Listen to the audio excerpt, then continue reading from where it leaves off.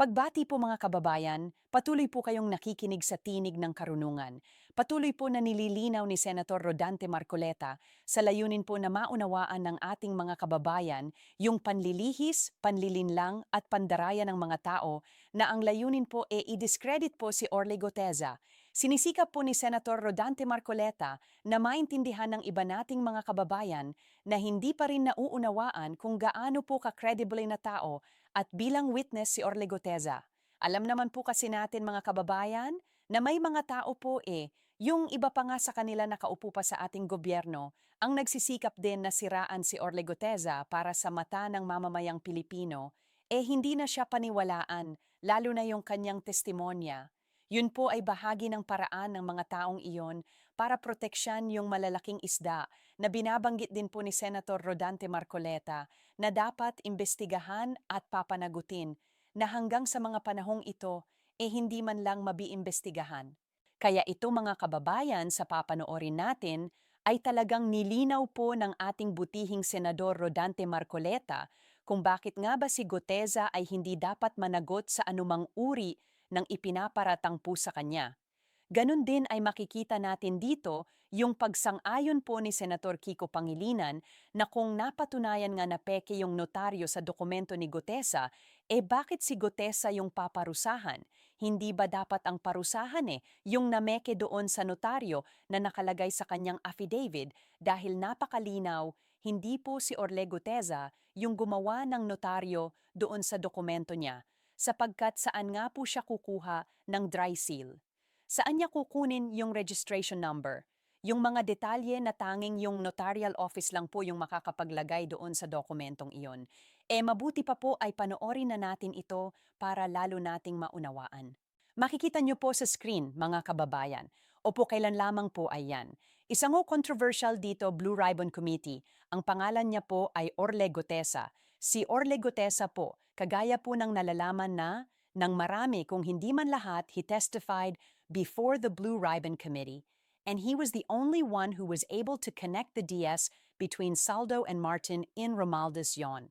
He chose to present himself before the committee took his oath, and he allowed himself to be interpellated by the members of the Blue Ribbon Committee representation, thought that that was the thing to be done, ident yung mga tao na ang paniwala nila ay hindi dapat pakinggan yung statement sapagkat obviously pinoproteksyon na nila yung mga pangalan na nabanggit doon.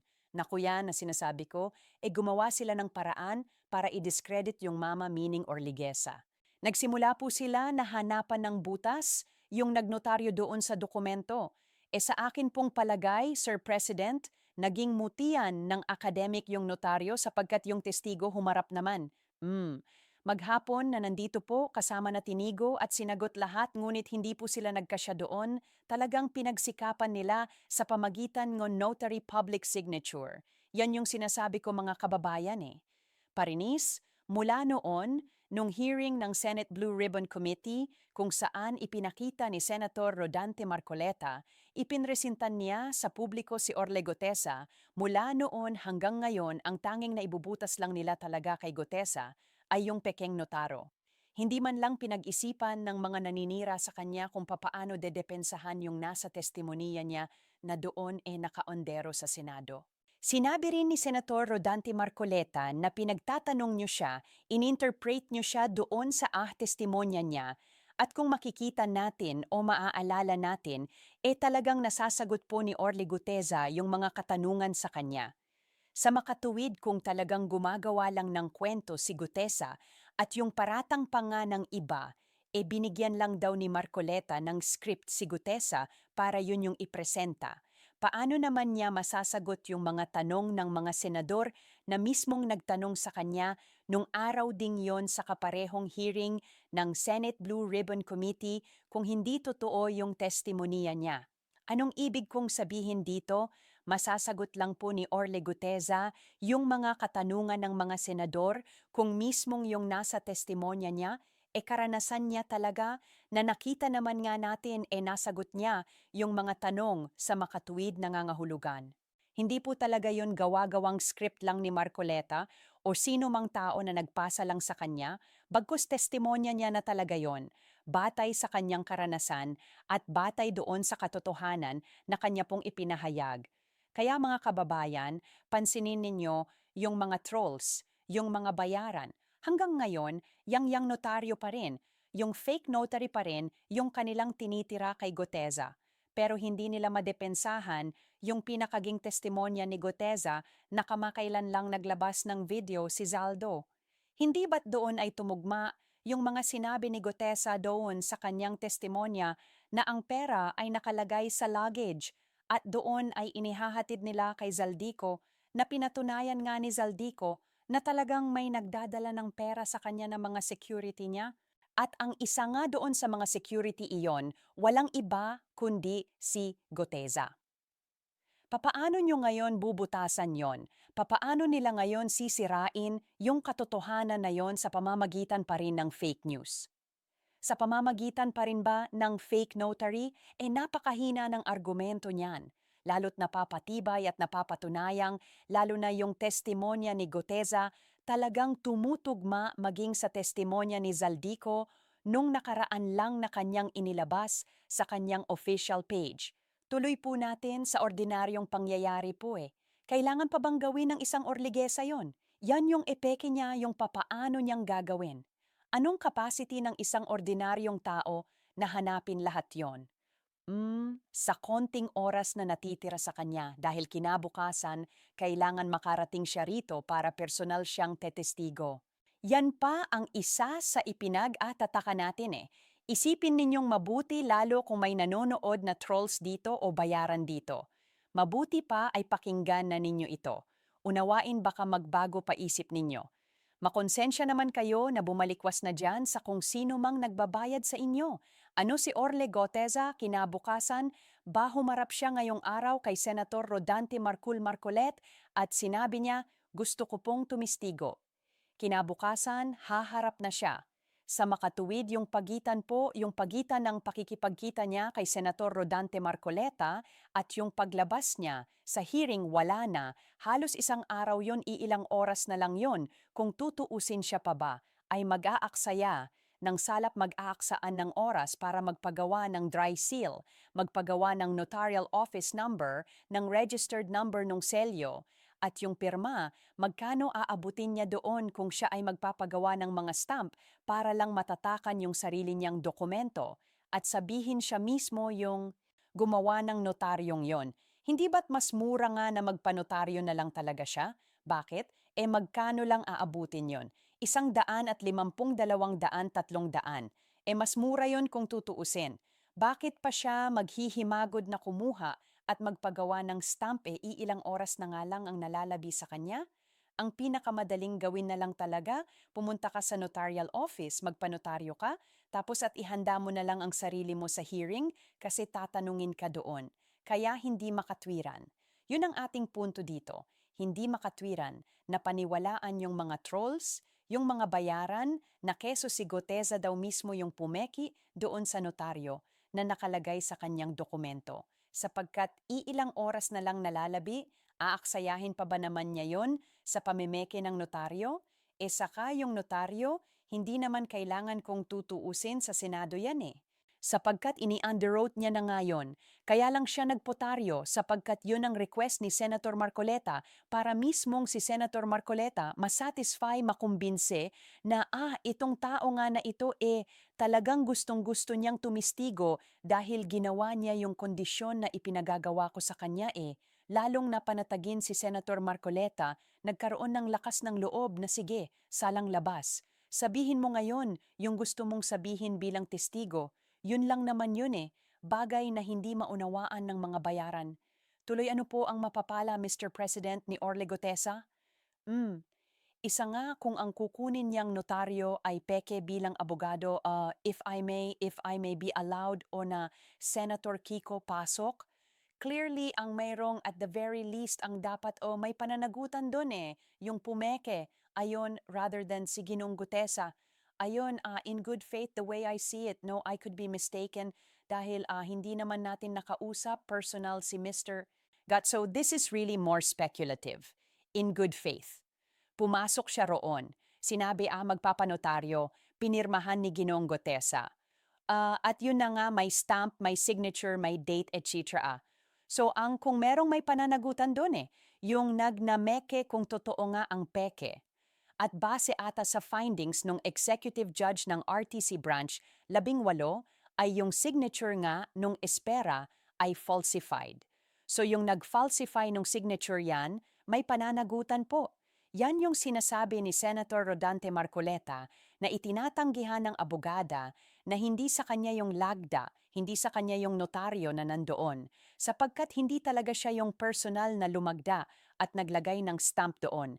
Dahil ang naglagay, nun walang iba, kundi staff niya, kundi assistant niya, kundi secretary niya, alinman doon sa inilagay niya sa unahan ng kanyang opisina para sabihing ikaw na muna ang mamahala diyan. Ikaw na muna ang mag-stamp diyan. Magpirma niyan para sa akin dahil ako'y matutulog na. Isipin ninyo, yung notarial office nung nanasabing abogada, 24 sa 7 araw, ibig sabihin, hindi na natutulog yung abogada makapagpirma, makapag-stamp lang ng makapag-stamp, wala bang ibang lakad yon? O, no po ba? Yan ang hindi maunawaan ng iba nating mga kababayan na pilit nating ipinauunawa sa kanila. At batay mismo kay Senator Kiko Pangilinan, ang dapat na managesa kundi sino yung nag-falsified kasi napatunayan peke yung notary, napatunayan ng Korte Suprema. O ang pinakadapat manut dyan, sino yung naglagay ng notaryo dyan? Sino yung lumagda dyan sa ngalan ng abogada na hindi naman pala sa kanya yung pirma? Sino yung tao na yon? Yun ang dapat managot. Malamang assistant nyo nung abogada. Naku, patay tayo dyan. O kaya mag-ingat-ingat ha sa mga assistant or secretary ng mga abogado at abogada ngayon sa notarial office. Baka matulad kayo dito kaysa abogada o sa secretary ng abogadang ito pag nagkataong mapatunayan na yung secretary o yung staff, yung mismong nag-falsified ng pirma sa ngalan ng abogada, pareho silang malilintikan. Sarado notarial office niyan pag nagkataon. Tuloy. Salamat po sa inyong sagot, Mr. President. Pangkaraniwan po kasi sa haba at sa dami ng mga nagnonotaryo, hindi naman po talaga yung abogado o abogadang pumipirma. Karaniwan po meron silang staff, meron silang secretary, ayan na sila lang ang pumipirma para sa kanilang principal. Ayon palagay ko po ito Mr. President ay pangkaraniwan ang nangyayari. Ang biro nga po ngayon yung notarial services na nangyayari sa ating bansa already transitioned into a cottage industry. Kaya po tinatanong ko, ilan na po yung nasuspende kaya? Ilan na yung enreprimand? Naku po, ilan na yung kinastigo ng Korte Suprema? Baka naman po mangilan-ngilan lang. Kaya po siguro naging cottage industry na po ito gaano po tayo kakaingat yung pagbabantay sa ganitong mga ginagawa ng ating mga abogadong nagnonotaryo po, Mr. President? According to the court administrator, marami na raw nakupo nasuspend din ako po na notary public dahil dito sa ganitong mga hindi tamang mga kilos. At very serious ang alam nyo mga kababayan kung ako dun sa abogada na umano'y, kumbaga siya raw yung pumirma doon sa notaro. Kung ako doon sa abogada, kausapin niya yung mga staff niya, tapos ang sabihin niya or sino ba sa inyo yung nakatanggap ng dokumento nung Orlieza at sino yung nagtatak nag-stamp. Sino yung pumirma doon? Pag nalaman niya, kausapin niya, medyo nahaharap tayo sa alanganin ngayon at tayo naman ay nagkamali din dahil hindi naman talaga yan yung procedure dapat nakaharap sa akin yung sigoteza at dapat ako yung pipirma at magsastamp diyan. Kumbaga ay magpakumbaba na lang kesa sa pahabain pa nila ng pahabain itong usapin na ito lalo lang sila madidiin diyan pag nagkataon na makorner na sila. Mapatunayan na talagang pineke yung upirma at notaryo ng abogada sa pamamagitan ng kaniyang tauhan lang, hindi lang yung tauhan yung mananagot, pati yung abogada mananagot yan. Pati yung opisina nila mananagot yan, suspendido yan, sarado yan, o ilan ba ang staff ng abogada na yon, lahat yun damay, mawawalan ng trabaho yun pag nagkataon at baka madisbar pa yung abogada pagka nagkataon. Lalo't ito ang usapan ni Senator Marcoleta tsaka ni Senator Kiko Pangilinan. Marami-rami na palang nasuspende na notarial office dahil sa ganyang uri ng sistema na ipinauubaya sa mga staff ang notaryo, pati yung lagda ng abogado o abogada na siyang nagmamay-ari ng notarial office. Sana huwag nang pahabain pa kasi kahit anong mangyari diyan, takpan man kayo ng takpan ng mga pumoprotekta sa inyo. Kasi naiisip ko mga kababayan, ito spekulasyon ko lang ha, baka sa hangarin na madiscredit nga si Guteza, naisip nung mga gusto siyang i-discredit, sige, hanapin natin yung notarial office na nag-otaryo dyan. Kausapin natin na sabihin peke, hindi sa kanya yon. O anong lusot nung abogada, syempre sasabihin nung mga taong nakapag-usap sa kanya, huwag kang mag-alala totoo namang peke yan dahil hindi ikaw ang pumirma Batauhan mo kami na bahala sao basta anuhin mo lang itanggi mo lang na sao yang notaryo at sayo lang din na sao rin yang ang alagda o itanggi mo kami na bahala sayo. Ayan ang marahil nangyari doon sa sitwasyon po na yan pero kung ako doon sa abogada, huwag mo nang patagalin. Kausapin mo na yung mga tauhan mo at make up your mind na huwag na natin tong pahabain pa dahil baka pag nagkataon, lalo lang tayong madiin at baka pagka na-corner na tayo, pabayaan din tayo ng mga pumoprotekta sa atin. Sana makonsensya Korte Suprema sa ganitong mga usapin when it comes to notarial commissions and such acts, such malpractices. Gaano na po kaya karami, Mr. President? Kasi po, kung ibabatay natin sa mga notary publics na nagkalat na po parang mga kabuti na nagsulputan sa napakaraming mga lugar, lalong-lalo na po sa mga mataong lugar dyan lang po sa City Hall po, wag na tayong lumayo. Makikita po ninyo yung dikit-dikit na nagnonotaryo na wala po kayong makikitang abogado roon. Ang Mac, yung iba po itatakbo pa nga sao sa eskelita Pagkatas, hintayin mo ang Korean, pagkatapos mong magbayad ng kahulang halaga, tsaka ibabalik sao. Gaano po karami? Wala daw po ngayon, right now, ang numero there they will be submitting. So Mr. President, ina-assume po natin yung dami po ng nagnotaryo ngayon na dikit-dikit sa paligid ng mga city halls ng ating bansa. Lahat po ba yon ang pumipirma yung mga abogado? Ayan na. Ano kaya sagot si Under the Senator, Law and their Commission? Dapat. Ayon. Dapat. Opo. Yes. O yun na. Under the law, dapat ang pumipirma at nagnotaryo nagsastamp sa mga dokumento ng sa mga notarial office walang iba kundi yung abogado at abogado lamang. At nakaharap yung nagpapanotaryo, nakaharap yung isang staff bilang witness. O yun ang pinaka-required batay sa batas sa pagpapanotaryo Kaso nga lang ano yung realidad na nangyayari sa mga notarial office? O na. Pero sa nangyayari sa totoong buhay, sila po ba yung nandoon na nagnonaryo, Mr. President? Nako. Well, dapat din under the law. Pero yung realidad, hindi po. Hindi ba? Maaring ang merong dinedelegate. Yun nga po Si Gote sa biktima po rito. Yon. Umamin si Senator Kiko, ano siya po yung nabiktima rito pero siya ngayon ang kakasuhan ng falsification ng perjury. Ang tanging kasalanan niya ay lumabas lamang at nagpasya para tulungan ang Estado hanapin kung sino ang utak ng makawalang hiyaang nangyari sa ating bansa. Naku po. Di ba? Pati si Senator Kiko Pangilinan. Abogado yan Abogado yan. Bagaman may mga pagkakataon tumatagilid sa atin si Senator Kiko Pangilinan, pero this time in fairness talagang umiral yung pagiging abogado niya, naging patas siya at talagang ginamit niya yung batas na batay, sa batas Dapat nakaharap sa nagnonotaryo o sa ninonari yung abogado o abogada at hindi dapat yung delegates lang ng opisina. Hindi dapat yung staff lang ng opisina na hindi dapat yung secretary lang ng abogado yung pumipirma at nagsastamp diyan. At batay pa mismo kay Senator Kiko Pangilinan ang dapat na managot at kasuhan parusahan ng batas ng ating bansa doon sa falsified notary na yon, walang iba kundi yung name kid at hindi si Goteza na biktima lang ng pekeng notary. Uulitin natin, hindi si Goteza. Yung namek si Goteza, yung biktima ng pamemek, wala po pinagkaiba. Halimbawa, analogy na natin sa isang ospital, merong kailangang turukan na pasyente. Pagkatapos ay yung nurse tumakbo sa doktor, ipinakita niya, opo yung kailangan na iturok. Yung doktor ay pumunta ngayon sa pharmacy. Pinakita yung resibo o yung pinakareseta. Binigyan ngayon ng pharmacy yung doktor. Opo, yung doktor binigay niya ngayon sa nurse ito mo. Namatay yung pasyente. Bakit? Nagkamali ng naibigay na dapat ituturok niya.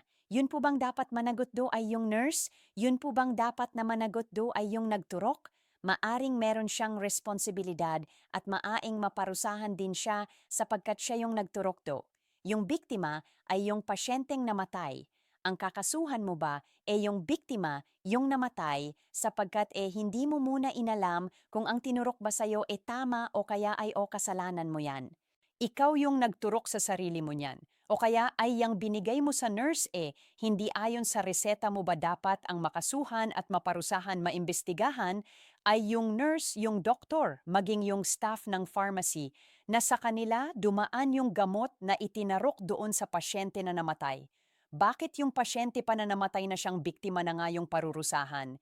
Hindi ba't ganun din kay Goteza na nagpanotaryo lang, tapos si Goteza pa yung paparusahan Siya na nga yung nabiktima ng pekeng notaro, wala ring pinagkaiba sa tanimbala, nabiktima na ng tanimbala siya pa naparusahan, nung napatunayan na tanimbala ngayon hindi pa rin inabswelto, pambihira na yan. Ganyan kabaluktot. Sa bagay may naniniwala naman na we must to bend the law o we have to bend the law in order to please the people dito sa Pilipinas kaya ganyan ang nangyayari. Bakit nga naman ba natin ipagtataka lalo na teza ang magtuturo sa malalaking isda? Malamang sa malamang pag-iinitan nga naman ng mga protektor ng malalaking isda yang tao po na yan Napakalinaw po sa pagkakataong ito, dalawang abogado na ang nag-usap tungkol diyan sa pekeng notaryo na iyan na ang dapat managot yung nagnotaryo at hindi yung biktima ng pekeng notary hanggang sa susunod po na talakayan. Paalam am.